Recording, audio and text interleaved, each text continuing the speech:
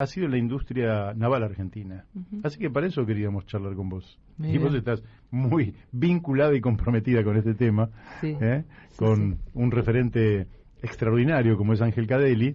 Pero bueno, vamos a hablar con vos. Y lo primero que me gustaría preguntarte es por el principal astillero que tiene la Argentina, que es el astillero Río Santiago, y que me encantaría que me dijeras por qué no se reactiva el astillero Río Santiago. Ujú. Porque es como que uno tiene la pelota ahí picando frente al arco, hay que hacer el gol, pero no lo hacen. Y vos te preguntás, ¿pero por qué nadie patea la pelota y por qué no se reactiva un astillero de la importancia, la trascendencia y el significado nacional y emotivo y ejemplo de lucha como ha sido el astillero Río Santiago? Contanos. Ujú.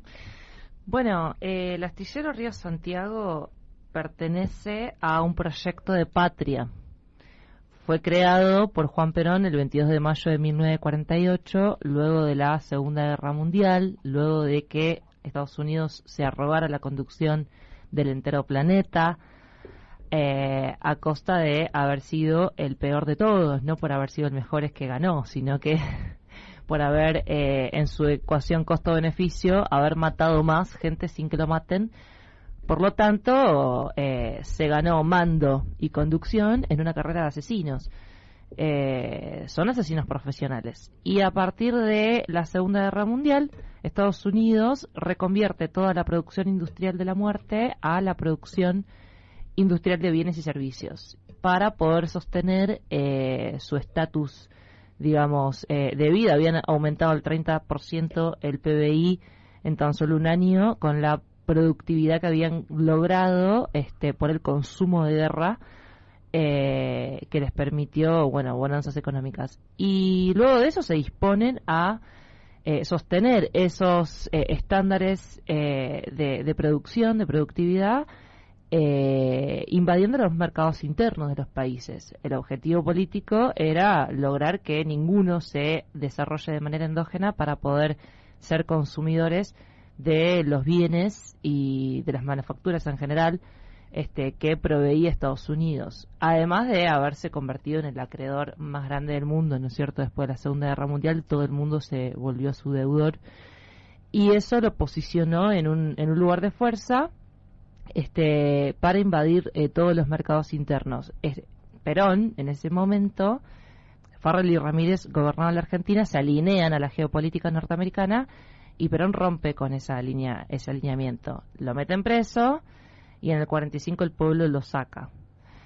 Juan Perón en el 46 le gana a Spritz-Braden, el embajador norteamericano, al Partido Comunista, a la Unión Cívica Radical y a todo el espectro político organizado en su contra, unido en su contra, y Perón gana con amplia mayoría, a pesar de haber sido solo enfrentado a todo el espectro político. En el 47 crea Somisa y en el 48 crea el astillero Río Santiago como una respuesta geopolítica a esa subordinación que pretendía Estados Unidos. Entonces el astillero Río Santiago es una herramienta geopolítica de liberación en contra directamente a los designios de los intereses de Estados Unidos, ¿no? Entonces, por supuesto que Estados Unidos lo que menos quiere es que su patio trasero, lo que ellos consideran su patio trasero, fabrique barcos, porque de esa manera nosotros tendríamos la logística para poder administrar y transportar las mercaderías de nuestro comercio exterior. Nosotros podríamos, a partir del transporte de nuestras cargas, decidir a quién le vendemos y a quién le compramos. Esa soberanía que te permite esta industria estratégica, que es la industria naviera, la actividad naviera, es, digamos, muy muy potente, muy estratégico, y es lo que Estados Unidos no quiere. Entonces, es un conflicto el astillero Río Santiago. Para ellos es un problema, para nosotros es una solución. Entonces, ahora, este gobierno... Vos mencionaste el gobierno de Perón que crea el astillero Río Santiago, y un gobierno que se dijo originalmente peronista, que fue el gobierno de Menem, es el que, bueno, lo termina desmantelando, vamos a decir. Ahora, si nosotros tomamos toda esta etapa democrática, nosotros tenemos 38 años y medio de vida democrática. Uh-huh. Y de esos 38 años y medio, podríamos decir que 11 y medio gobernaron directamente radicales o liberales, y 27 años seguidores, supuestamente, de Perón.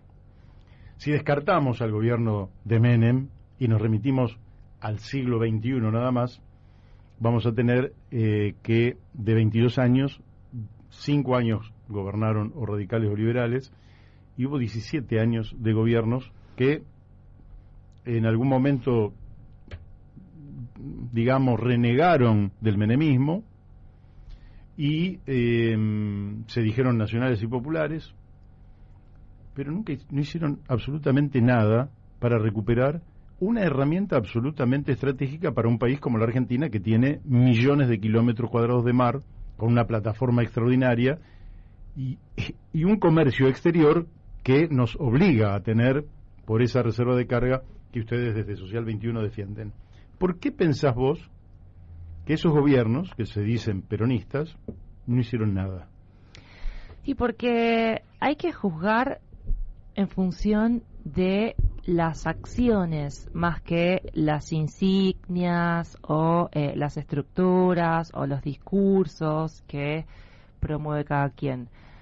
Porque ahí por ahí nos mareamos y creemos verdaderamente que el gobierno de Menem fue peronista, o que el gobierno de Néstor fue peronista, o que el gobierno de Alberto fue peronista, digamos.